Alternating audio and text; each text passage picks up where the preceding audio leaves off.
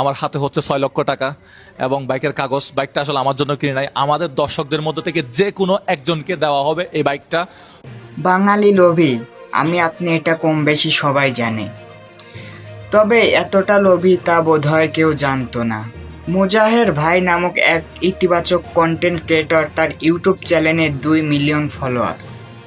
সে যখন তার ফলোয়ার বাড়ানোর চিন্তা করলো, সে ভাবলো বাঙালি জাতি আর এমনি এমনি ফলো দিবে না, তাই সে R15M দেওয়ার অফার করলো। সাবস্ক্রাইব 4 মিলিয়ন হলেই সে একটা R15 দিবে। কিন্তু কুল্লো জাতি ঘটালো আরেক অবাক করা কাণ্ড।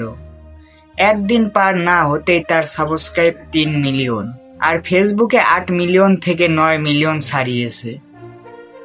এত লোভী জাতি আর দুনিয়ায় কোনো অংশে আছে বলে আমার মনে হয় না। কিন্তু মুজাহের ভাইয়ের মাধ্যমে অনেক অনেক অসহায় মানুষ সহায়তা পেয়েছে, দরিদ্র মানুষ আহার পেয়েছে।